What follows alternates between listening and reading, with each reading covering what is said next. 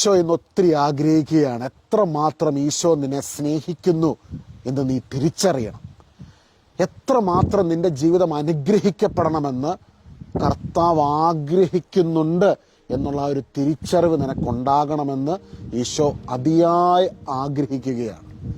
സ്വർഗത്തെയും ഭൂമിയെയും സകലത്തിനെയും മനോഹരമായി സൃഷ്ടിച്ച ദൈവം നിന്റെ ജീവിതത്തിൽ കടന്നു വരുമ്പോൾ, നിന്റെ ജീവിതത്തിൽ ആ ദൈവത്തിൻ്റെ സാന്നിധ്യം നിറയപ്പെടുന്ന നിമിഷം മുതൽ ജീവിതത്തിലുടനീളം കർത്താവിൻ്റെ ഡിവൈൻ ഫേവറിനകത്താണ്, അതായത് കർത്താവിൻ്റെ ആ ഒരു ഫേവർ ഒരു ഒരു ഒരു ഒരു ഒരു അംബർല പോലെ നിന്റെ മുകളിൽ ഒരു ആവരണം പോലെ ക്രിസ്തുവിൻ്റെ ആ സാന്നിധ്യം നിന്നോടൊപ്പമുണ്ട്. ഈ ഒരാഴ്ചക്കാലം വലിയ അനുഗ്രഹങ്ങളും നന്മകളും ദൈവികമായ പ്രൊവിഷൻസും കർത്താവിൻ്റെ വചനം ഫിലിപ്പിയ 4-ാം അധ്യായത്തിൻ്റെ 19-ാം വാക്യത്തിൽ നമ്മൾ കാണുന്നുണ്ട്. എൻ്റെ ദൈവമോ തൻ്റെ മഹത്വത്തിൻ്റെ സമ്പന്നതയിൽ നിന്ന് നിങ്ങൾക്ക് ആവശ്യമുള്ളതെല്ലാം ഈശോയിലൂടെ നൽകും. ഈശോയിലൂടെ നൽകും. എന്തുകൊണ്ടാണ് ഈശോയിലൂടെ നൽകുമെന്ന് പറഞ്ഞേക്കുന്നത്? കാരണം നിന്റെ ആവശ്യങ്ങളെ വ്യക്തമായി ഈശോയ്ക്ക് അറിയാം, നിന്റെ വേദനകളെ ഈശോയ്ക്ക് അറിയാം. കർത്താവിന് നിന്നോട് തോന്നുന്ന വികാരം എംപതിയാണ്. എന്താണ് എംപതിയും സിമ്പതിയും തമ്മിലുള്ള വ്യത്യാസം? നമുക്ക് ചില വ്യക്തികളുടെ അവസ്ഥകൾ കാണുമ്പോഴത്തേക്കും പലപ്പോഴും നമ്മൾ പറയും എനിക്ക് അവരോട് സഹതാപം തോന്നുന്നു. എന്നാൽ നമ്മൾ കടന്നുപോയ അവസ്ഥയിലൂടെ വേറെ ആൾ കടന്നു പോകുന്ന കാണുമ്പോൾ നമുക്ക് കുറച്ചും കൂടെ അവരുമായിട്ട് നമ്മളെ റിലേറ്റ് ചെയ്യാൻ പറ്റും, അല്ലേ? ഞാൻ കടന്നുപോയ അവസ്ഥയാണ്, ഇതേ അവസ്ഥയിലൂടെ ഞാൻ കടന്നു പോയല്ലോ. അപ്പോൾ അങ്ങനെയുള്ള അവസ്ഥയിലൂടെ കടന്നു പോകുന്നവരെ സഹായിക്കാൻ നമുക്ക് കുറച്ചും കൂടെ ഒരു പ്രേരണ കിട്ടും. പ്രേരണ കിട്ടാറുണ്ട്. കാരണം എന്താ? കാരണം നമ്മൾ അനുഭവിച്ചതാണ് ആ വേദന. കർത്താവിൻ്റെ വചനം കർത്താവിനെ കുറിച്ച് പറയുന്ന ഹെബ്രായർ 2-ാം അധ്യായത്തിന് 17-ാം വാക്യത്തിൽ പറയുന്നത്, നമ്മൾ കടന്നു പോകുന്നത് പോലെ പരീക്ഷണങ്ങളിലൂടെ വേദനകളിലൂടെ യേശു കടന്നുപോയതിനാൽ പരീക്ഷിക്കപ്പെടുന്നവരെ സഹായിക്കുവാൻ യേശുവിന് സാധിക്കും. ഹെബ്രായർ 4-ാം അധ്യായത്തിന്റെ 13-ാം വാക്യത്തിലേക്ക് വീണ്ടും പറയുകയാണ്, നമ്മുടെ ബലഹീനതകളിൽ നമ്മോടൊത്ത് സഹതപിക്കുന്നവനായ യേശുവിനെ കുറിച്ച്. നിന്റെ വേദനകളിൽ, നിന്റെ ബലഹീനതകളിൽ, നിന്റെ കുറവുകളിൽ, നിന്റെ വിഷമങ്ങളിൽ നിന്നോടൊത്ത് സഹതപിക്കുന്ന, നിന്റെ വേദനകളെ അറിയുന്ന കർത്താവ് റിലേറ്റ് ചെയ്യുക. നീയും കർത്താവുമായിട്ടൊരു റിലേഷനുണ്ട്. കാരണം ഇന്ന് വേദനിക്കുന്ന ഒരു വ്യക്തി, നിങ്ങളുടെ ജാതിയോ മതമോ വർഗമോ വർണ്ണമോ കുലമോ എന്തുമാകട്ടെ, ഈ ഭൂമിയിൽ ഹൃദയം നുറുങ്ങിയ ഒരു വ്യക്തിക്കരികിൽ കർത്താവിൻ്റെ സാന്നിധ്യമുണ്ട്. അതാണ് ദൈവത്തിൻ്റെ വചനത്തിൽ നമ്മൾ കാണുന്നത്. ഹൃദയം നുറുങ്ങിയവർക്കരികിൽ അവിടുന്ന് ഉണ്ട്. മനമുരുകിയവരെ അവിടുന്ന് കടാക്ഷിക്കുന്നു. ഇന്ന് ഒരുപാട് ചിന്തിച്ച് ജീവിതത്തിൽ ഓരോ ഭാരങ്ങളും വിഷമങ്ങളും നിമിത്തം ഒരുപാട് ഇങ്ങനെ മനസ്സസ്വസ്ഥമായിരിക്കുന്ന മനമുരുകിയവർക്കരികിൽ യേശുവിൻ്റെ സാന്നിധ്യമുണ്ട്.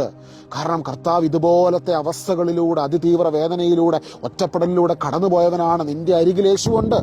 ഈ ഒരാഴ്ച, ഈ ഒരു ദിവസം, ഇന്ന ദിവസം, ഈ ഒരാഴ്ചയും മാസവും വർഷവും വരും വർഷങ്ങളെല്ലാം ഈ കർത്താവിൽ നിന്ന് നിന്നിൽ നിറയപ്പെടുന്ന ദൈവിക സമാധാനത്തിൽ ജീവിക്കുവാൻ ഇന്ന് കർത്താവ് നിന്നെ വിളിക്കുകയാണ്. ഈശോ പറഞ്ഞില്ല, ഞാൻ നിങ്ങൾക്ക് എൻ്റെ സമാധാനം തരുന്നു, അത് ലോകം തരുന്നത് പോലെ അല്ല.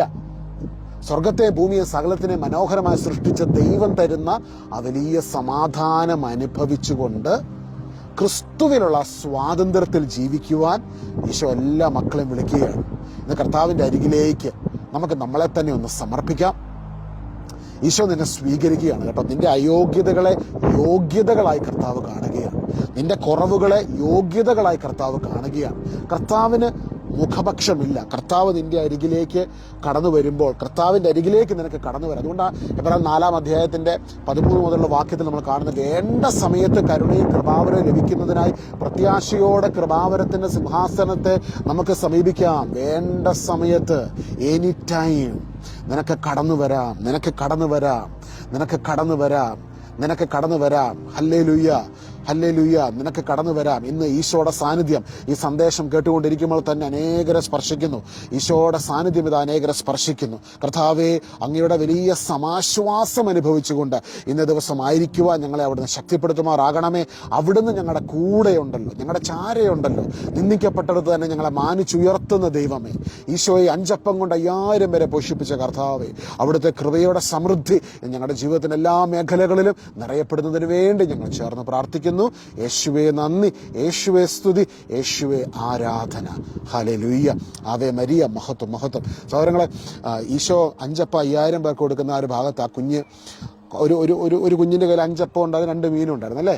കർത്താവ് അത് സ്വീകരിച്ചു. അവൻ്റെ ബാക്ക്ഗ്രൗണ്ടോ, ആ കൊച്ചിൻ്റെ ബാക്ക്ഗ്രൗണ്ടോ, ആ കൊച്ചു എവിടെ നിന്നോ വന്നതെന്നോ ഒന്നും കർത്താവ് നോക്കിയില്ല. കർത്താവ് നിന്നെ സ്വീകരിക്കുകയാണ്. കർത്താവ് നിന്നെ അക്സെപ്റ്റ് ചെയ്യുകയാണ്. നിന്റെ കുറവുകളൊന്നും കർത്താവ് കുറവുകളായി കാണുന്നില്ല. നിന്നെ അങ്ങ് അക്സെപ്റ്റ് ചെയ്യുക. ആ അക്സെപ്റ്റൻസിനകത്ത് ഇന്ന് കർത്താവിൻ്റെ കരങ്ങളിൽ, കർത്താവേ എന്നെ ഇത്രമാത്രം സ്നേഹിക്കുന്നു, നിന്റെ കരങ്ങളിലേക്ക് നിന്റെ ആത്മാവിൻ്റെ ആ അഭിഷേകം എന്നിൽ നിറയപ്പെടാൻ ഞാൻ എന്നെ തന്നെ നിന്റെ കരങ്ങളിലേക്ക് സമർപ്പിക്കുന്നു എന്ന് പറയുന്ന ഓരോ വ്യക്തിയിലേക്കും കർത്താവിൻ്റെ അനുഗ്രഹം ഇതാ കടന്നു വരുന്നു.